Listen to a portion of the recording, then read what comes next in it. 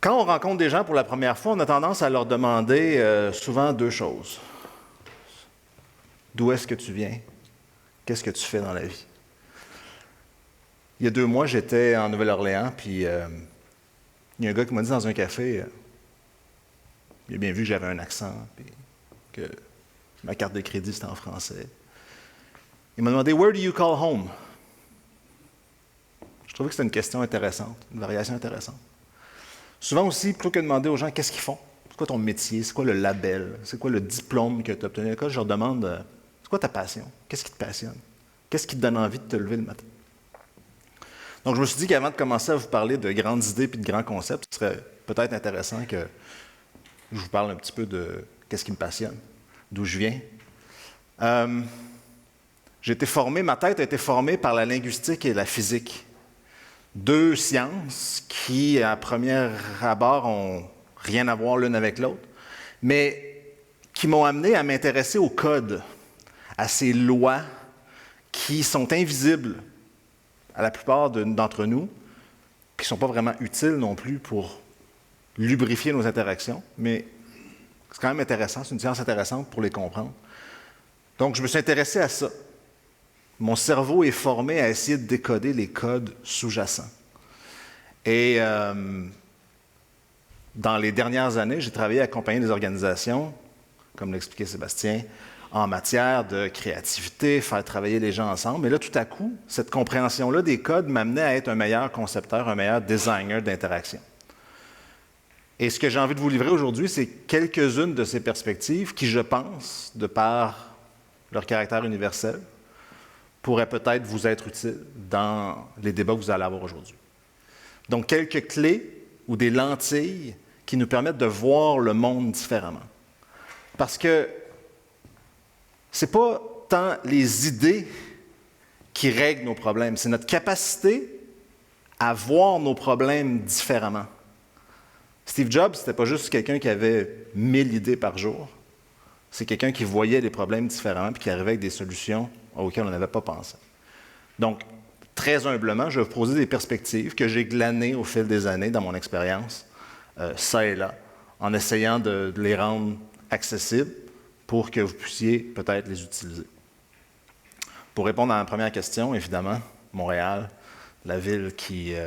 j'ai voyagé beaucoup, j'ai vécu dans plein d'autres villes, puis il n'y a aucune ville qui me fait sentir home, sweet home, comme Montréal. Et donc, peu importe où j'habite, je viens toujours de Montréal, même si je ne suis pas vraiment né ici. Donc, on vit dans une société qui, on a parlé de complexité, une société qui se transforme. Il y a comme un volet du monde qui s'impose à nous de plus en plus, qui a toujours existé, mais qui est de plus en plus présent.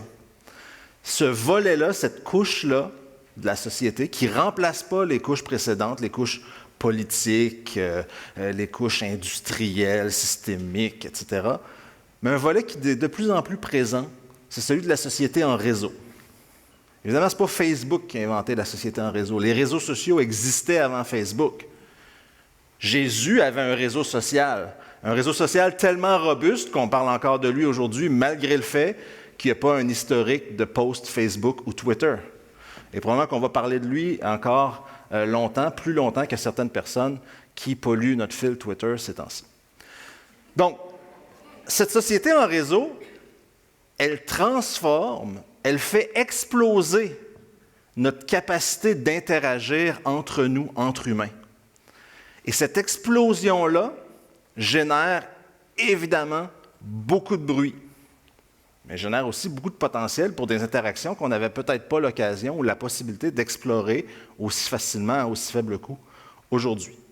Et donc, cette société en réseau-là, elle augmente aussi la complexité du monde dans lequel on vit, puis elle augmente la fluidité des idées, la vitesse à laquelle on peut les communiquer, depuis leur plus simple expression de 140 caractères jusqu'à un documentaire, un film, un livre, un blog, une thèse.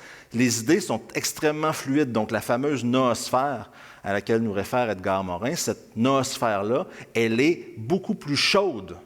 Il y a beaucoup plus d'action dans cette noosphère-là qu'il n'y en a jamais eu. Et l'émergence d'une idée, ou la proposition, je devrais dire, d'une idée dans un contexte quelque part, peut très rapidement faire des petits. C'est-à-dire soit générer de la compétition dans un marché économique, soit générer de l'itération dans un marché d'innovation, par exemple d'innovation sociale, où une bonne idée qui émerge dans une ville peut facilement émerger dans une autre. Donc on vit dans ce contexte-là, et ce contexte-là amène de la complexité. Et la complexité, ça fait qu'on ne peut pas réduire les choses à une simple expression. On ne peut pas l'expliquer simplement, et souvent une seule personne n'arrive pas à prendre l'ensemble de la taille d'un problème, de la taille d'une situation. On n'arrive pas personnellement à avoir assez d'informations pour l'expliquer.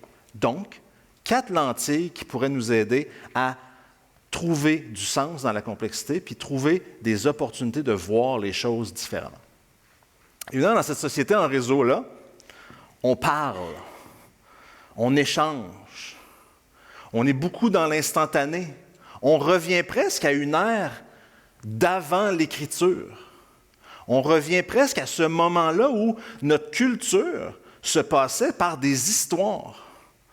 Nos savoirs, nos grandes leçons de la vie, par exemple, faire attention quand il y a des lions ou des tigres, ça se passait par des histoires qu'on racontait aux enfants pour que les enfants sachent, à travers un mythe, une légende, ce qui est bien, ce qui est mal, ce qui est dangereux, ce qui est une opportunité. Et donc, on est revenu à cette interaction-là, on est revenu à cette essence-là qui fait probablement de nous ce qu'on est, c'est des êtres d'histoire, des êtres qui se racontent. Et on fait ça, pas juste en tweetant, comme les oiseaux sur un fil, on fait ça parce qu'on a plein de possibilités de le faire. Et tout à coup, ça devient plus intéressant, plus enrichissant, plus immédiatement satisfaisant d'envoyer un message, de faire un post, d'obtenir un like, de recevoir une notification. Mais là, ce qu'on fait, on le fait dans un monde qui est ouvert, qui est globalisé, et notre conversation, dans le fond, elle se fait dans l'univers, avec tout le monde. Le problème, c'est qu'on a encore cette vision-là que parce qu'on se réunit ensemble ici, puis qu'on discute d'une idée, on a l'impression qu'on est à l'épicentre de cette idée-là. On a l'impression qu'on est, en jasant, puis en échangeant, puis en faisant des plans, on a l'impression que c'est nous qui faisons ça, puis que c'est notre responsabilité, notre tâche de le promouvoir, de se déplacer dans le monde, puis d'aller faire la promotion de cette idée-là dans le monde pour la répandre. La lentille que je vous propose, comme première lentille, c'est de dire arrêtez de penser qu'on fait tous des conversations entre nous, puis qu'après ça, on fait des efforts pour aller connecter notre conversation avec celle d'autres personnes en espérant trouver des parentés, en espérant peut-être même parfois, quand on est vraiment ouvert d'esprit, trouver des gens qui vont nous contredire puis pousser notre idée. Imaginez plutôt que sur la planète Terre, en ce moment, malgré toutes nos différences culturelles, malgré tous nos clivages technologiques, nos clivages linguistiques, nos clivages politiques, malgré tout ça, malgré le fait qu'on parle des langues différentes, tous les êtres humains sur Terre, on est en train d'avoir une seule et même conversation. C'est une figure de l'esprit, je vous la propose. Si on imagine cela, on n'est pas en train d'inventer ou de créer une conversation ici. On est en train de la mettre au jour. On est en train, en mettant des mots sur des choses, on est en train de connecter des liens qui sont déjà, théoriquement, connectés. On est en train de naviguer d'un post à l'autre, d'un lien à l'autre, d'une personne à l'autre sur Facebook et Twitter, sur le Facebook et Twitter de la noosphère. On est en train de naviguer cette sphère-là à la recherche de connexion. Et quand on a cette position-là, d'abord, ça nous met dans une position fichtrement plus humble, de dire qu'on n'est pas en train d'inventer l'avenir, mais on est juste en train de trouver les façons de le nommer puis de le connecter ensemble. Mais on est aussi en train de décloisonner une grande partie de ce qu'on fait, puis on est en train de prendre conscience que dans ce qu'on est en train de dire, il manque peut-être une personne. Puis cette personne-là est peut-être à un clic de distance de nous, même si c'est à l'autre côté de la planète. Donc, c'est ma première lentille, cette idée de conversation globale. Évidemment, ça ne nous empêche pas qu'on doit quand même ramener cette conversation globale-là et notre défi, c'est d'amener plus de gens à travers les histoires qu'on peut raconter, à travers le sens qu'on peut faire, à travers l'application qu'on peut faire à l'échelle locale de ce qui se dit dans le monde. Et cette conversation globale-là, dans le fond, si on l'aperçoit, encore une fois, je vous le dis, c'est un objet de l'esprit. Si on l'aperçoit comme une forme d'attracteur à laquelle on participe, on est peut-être capable d'aller construire des choses qu'on ne pensait pas pouvoir construire. C'est juste un début. Les lentilles ne sont pas exclusives, ne sont pas suffisantes, mais elles donnent un regard. Donc, je vous laisse cette première lentille-là, celle de la conversation globale-là, comme un outil qui nous permet de contextualiser ce qu'on est en train de faire ensemble. La deuxième lentille que je vous propose, c'est une autre forme de clé d'interprétation. Elle repose sur le fait que souvent, on nous présente des objets comme étant immuables, finis. C'est ça. Puis, pour rendre ces objets-là encore plus difficiles à ouvrir, à transformer, à hacker, on va leur donner des noms officiels. Un plan directeur, un plan d'urbanisme. On va créer des organisations, on va créer des comités, un CCU. On mentionnait les CCU hier. C'est quoi ça, un CCU? On va créer des choses qui vont rendre les objets non seulement immuables, mais dont la propriété, dont l'apanage va être celui de seulement certaines personnes. L'image qu'on peut donner à ces objets-là pour essayer de les comprendre puis voir à quoi on fait affaire, c'est la cathédrale. La cathédrale est bâtie il y a 1000, 1200, 1400 ans par des gens qui avaient un métier bien spécifique qui se passait de génération en génération, celui de constructeur de cathédrale. Puis la cathédrale est la propriété de quelques personnes, puis il y a une personne qui va dans la cathédrale qui passe régulièrement un message. Ça vous dit quelque chose? Y a-t-il plein de choses dans la vie qui ne sont pas un peu comme des cathédrales qu'on nous présente? Voici la nouvelle politique X. Voici le nouveau plan Y. C'est comme ça. Prenez ça, puis faites-le. Faites avec. Comme Microsoft Windows. C'est ça la nouvelle affaire. Tout le monde a un ordinateur, tout le monde a Microsoft Windows. Ah, tu as une autre alternative, c'est tu peux rentrer dans la cathédrale Apple puis avoir Apple macOS. Bon. Choisis ta cathédrale, grosso modo. Or, ce que j'aimerais vous proposer, c'est que souvent, on a tendance, quand on veut faire de l'action, quand on veut changer les choses, on a tendance à dire qu'il faudrait changer la cathédrale. Il faudrait changer, pas juste les vitraux, mais il faudrait qu'on la rebâtisse. Mais bâtir une cathédrale, là, ça prend des générations. Là. Les gens qui commencent à bâtir la cathédrale, ils ne la voient jamais finie. Il y a autre chose autour des cathédrales. Bien sûr, là, il y a des cathédrales qui vont essayer de vous faire dire « je suis sexy ». Je suis la Sagrada Familia des cathédrales, je suis créatif. Hein? Fait que paye-moi plus cher pour acheter mon ordinateur à Apple ou mon téléphone à Apple parce que ma cathédrale est plus haute puis elle convient plus à qui tu es. Mais ça reste que c'est du marketing. Autour des cathédrales, autour de la plupart des grandes cathédrales de ce monde, il y a quelque chose qui est construit, qui existe, qui se construit. Un bazar, hein? Un marché. Ce marché-là, c'est là que ça se passe, les vraies choses. Au Québec, on parle du parvis de l'Église. Mais le marché, sa beauté, c'est qu'il appartient à personne vraiment. Il appartient aux gens qui sont là. Les gens qui sont là avec un petit stand puis qui essaient de vendre des affaires.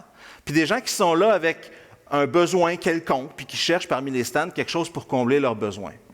La beauté du marché, la beauté du souk, la beauté du bazar, c'est qu'il suffit qu'une journée au bazar, il y a 3 personnes qui arrivent et qui disent « J'aimerais ça avoir des chaussures rouges. » Puis il n'y en a pas dans le bazar des chaussures rouges, il n'y en a pas. Bien, le lendemain, tu vas avoir 3, 4, 5, 6, 7, 8, 10, 22 marchands qui vont avoir des chaussures rouges parce que la rumeur va être passée que c'est ça la nouvelle affaire. La cathédrale, ça va être long en maudit avant qu'on admette des gens avec des chaussures rouges ou avec un chapeau mauve dans la cathédrale, ça va être long. Fait que ce bazar-là, il est hautement flexible. Ce bazar-là, comparé par exemple à Microsoft Windows ou macOS, pour les gens qui sont un peu geeks, c'est Linux. C'est ce système d'opération où chaque personne vient et propose une amélioration, et ce système-là devient très, très, très adaptatif. Donc, je vous propose encore une fois cette clé d'interprétation qui nous amène des fois à questionner à quoi est-ce qu'on s'attaque. Parce que vouloir transformer une cathédrale, ça prend des révolutions. Puis l'énergie qu'on peut mettre à des révolutions quand on ne sait pas que ça nous prend une révolution pour changer les choses, on peut la mettre dans le bazar pour changer les choses. Et aujourd'hui, on voit des grandes cathédrales s'effondrer parce qu'elles n'ont pas su ouvrir leurs portes, ouvrir leurs oreilles à ce qui se passe dans le bazar. Et si on est assez fort à dire que c'est des chaussures rouges dont on a besoin, non seulement on va en avoir dans le bazar, mais il va y avoir des cathédrales qui vont se bâtir sur le fait que les gens veulent des chaussures rouges. Pas juste une image comme ça. Je vous laisse en faire ce que vous voulez. Là, c'est une image que j'aime beaucoup. C'est celle de Marrakech, où on a une cathédrale, puis un bazar.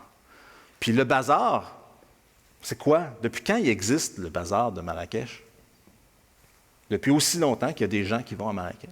On pourrait dire 1062, mais c'est probablement avant ça. Le bazar était toujours là. Puis même quand la cathédrale va s'effondrer, même quand ça va être des ruines, il va encore avoir un bazar, puis il va encore avoir des gens qui vont parler. Ce qui m'amène à vous parler de ma troisième clé que je voudrais vous proposer. Troisième clé, elle est... Là, je vais vraiment rentrer dans l'univers un peu geek. J'ai mis des chaussettes avec des codes. La troisième clé, pour moi, c'est celle du... Je vais utiliser un anglicisme, pardonnez-moi d'avance. C'est celle du versioning.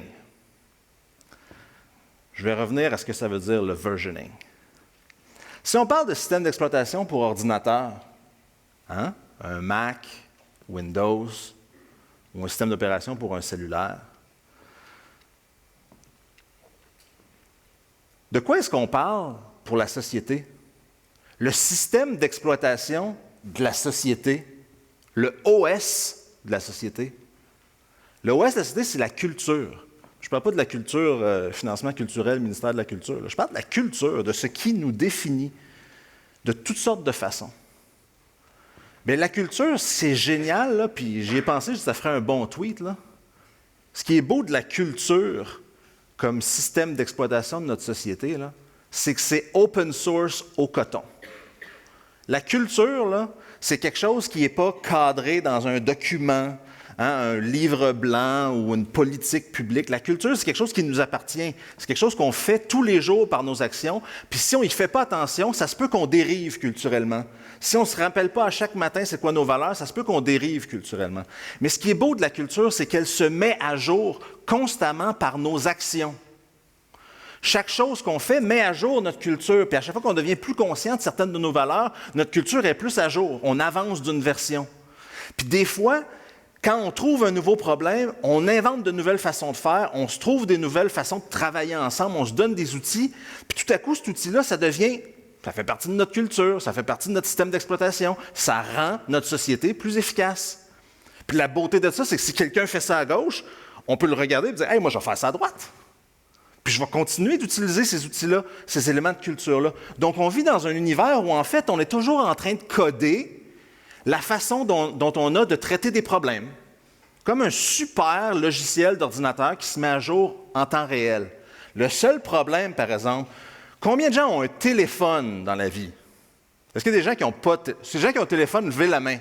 Ça peut être un vieux téléphone là, avec un cornet, là, ça ne me dérange pas. OK?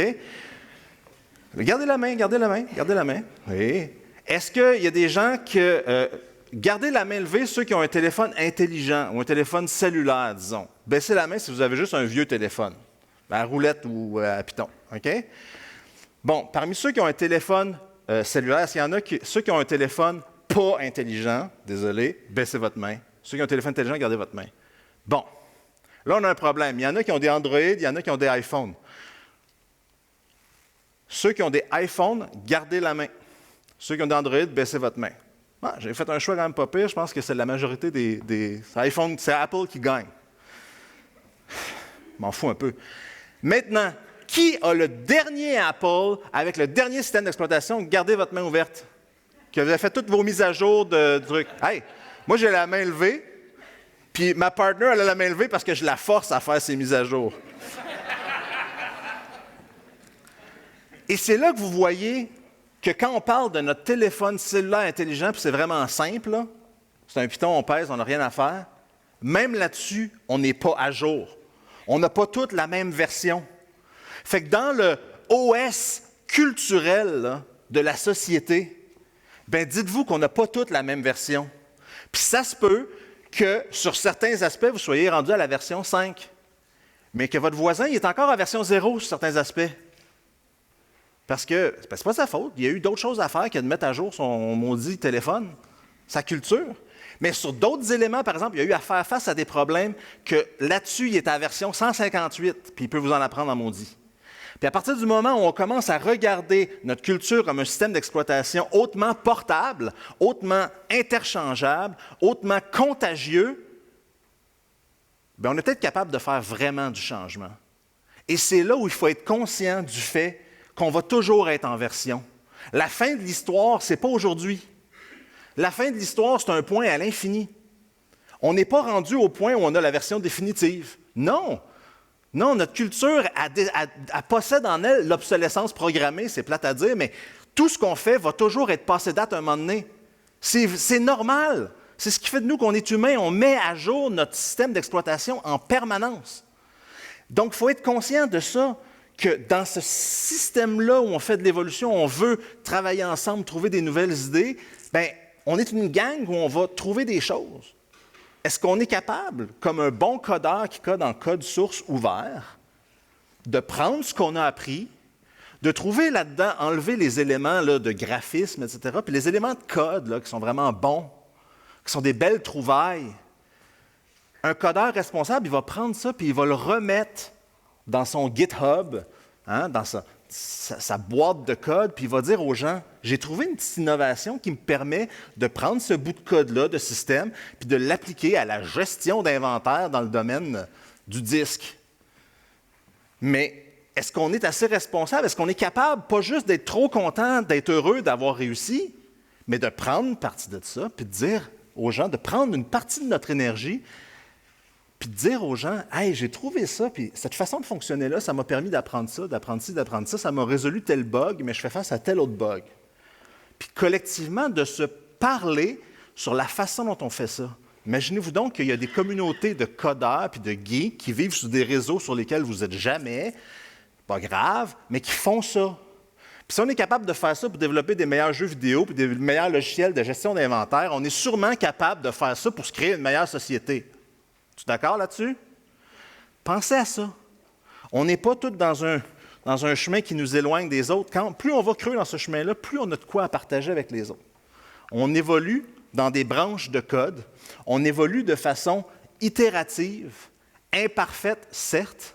C'est le grand défi de ma vie, d'accepter que la vie est imparfaite, qu'on n'arrivera jamais à un processus parfait. C'est mon côté TOC, là, obsessif-compulsif. Il faut que j'apprenne, en vieillissant, à dire qu'on essaye.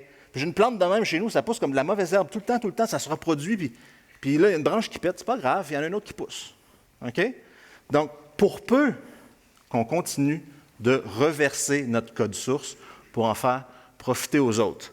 Je suis sûr que si on fait ça, notre système culturel là, qui est capable de patcher, puis d'improviser, puis d'emprunter à gauche puis à droite, on est capable de créer de très, très, très belles choses. Il me reste une dernière lentille à vous proposer avant de terminer.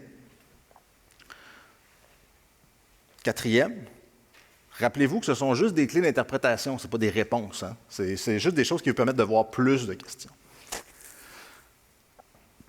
La ville dans tout ça, parce que quand même, on est à Montréal, c'est de la biennale, Montréal, urbaine et sociale, c'est de faire des conversations. Je vous ai parlé tantôt, dans la première clé, de cette conversation globale-là. Les villes sont de magnifiques caisses de résonance pour la conversation globale. On dit souvent que les grandes villes sont plus proches les unes des autres, souvent qu'une ville et ses villes avoisinantes ou ses villages avoisinants. C'est vrai qu'on partage la même culture avec des membres, la même langue, etc., avec des gens qui habitent en région, près d'ici, dans les Laurentides ou en Montérégie. Mais souvent, au cœur d'une ville, les enjeux qu'on vit, les réalités qu'on vit, le type de diversité, de problèmes auxquels on fait face, on va avoir beaucoup de proximité avec ce qui se passe dans une autre ville, Cincinnati, Ohio. Ce n'est pas obligé d'être glamour comme Paris ou New York tout le temps, là.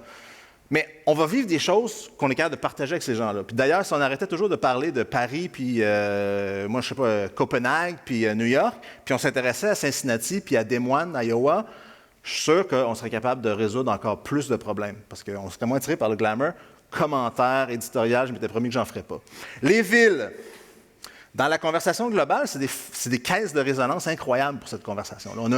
On a un bonheur, on a un honneur. C'est fou qu'on soit à Montréal, puis que Montréal est sur la scène internationale, la réputation qu'elle a, ça nous permet de participer à cette conversation de façon encore plus active. Mais les villes, elles font autre chose qui est exceptionnelle. Puis pour vous l'expliquer, il faut juste que je vous présente un autre petit concept. Si on vit dans une société en réseau, c'est qu'on vit dans une société où on considère chaque individu comme un point. Et ce qui constitue la société, la façon de la concevoir, de la voir, de la visualiser, c'est de la voir comme un réseau. Donc, une série de connexions entre différents points. 2 minutes? 3 minutes? OK, il faut que je négocie mon affaire. Je vais essayer d'être vraiment passionnant pour qu'il ne puisse pas m'arrêter. Donc, la connexion entre différents points, OK? Ces connexions-là, on va dire qu'il y en a 2 catégories. Il y a des connexions fortes, c'est-à-dire que les points sont très liés ensemble, puis il y a des connexions faibles. C'est-à-dire que les points, des fois, ils se rencontrent dans le réseau, ils se touchent, peut-être. Les connexions fortes, c'est ce que vous avez avec votre conjointe, vos enfants, vos parents, votre patron, votre partenaire d'affaires. Ce genre de relations-là, des relations fortes, vous ne voulez pas qu'ils changent. Bien, pas trop. Puis pas trop brusquement. Vous ne voulez pas un matin qu'une de ces personnes-là que j'ai citées, je ne donnerai pas d'exemple, mais vous êtes capable de l'imaginer. Oui, tu sais, j'ai pensé à ça ce matin, et puis la façon dont on est liés, toi et moi, j'aimerais ça que ça change. Souvent, on va recevoir ça avec une certaine angoisse. OK? Les relations fortes sont importantes. Elles créent notre réseau, elles créent notre soutien, elles créent une bulle de protection. Mais les connexions faibles, c'est elles qui sont vraiment intéressantes. C'est des gens qu'on croise pas souvent, on reconnaît le visage, on connaît de nom, on connaît de réputation. On les croise, puis on n'a jamais le temps d'explorer 100% de ce qu'on a en commun. Pourtant, là-dedans, il y a un vrai potentiel d'innovation. Il y a un vrai potentiel d'innovation, il est dans les connexions faibles. Et les villes, ce qu'elles font, les villes, c'est des accélérateurs de connexions faibles. Les villes, là, elles prennent des électrons, elles prennent des particules, comme les grands accélérateurs de particules, là, comme il y a en Suisse, au CERN. Là.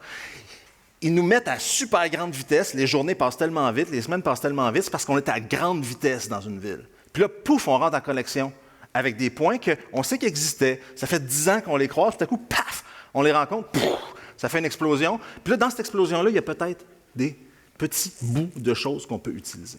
Fait que les villes, c'est des accélérateurs de connexions faibles.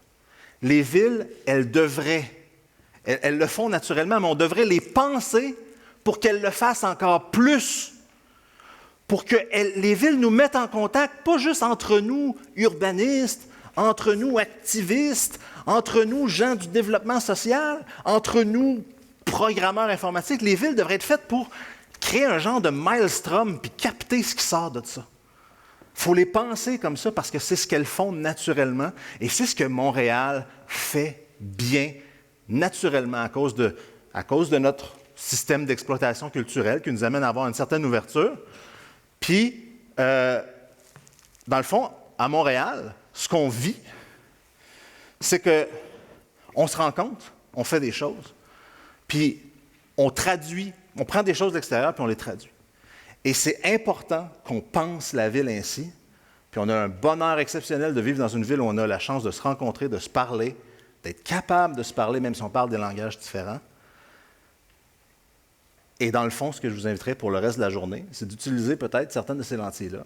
Idéalement, j'aimerais ça que ça vous soit utile pour pas juste la journée, pour que vous puissiez continuer.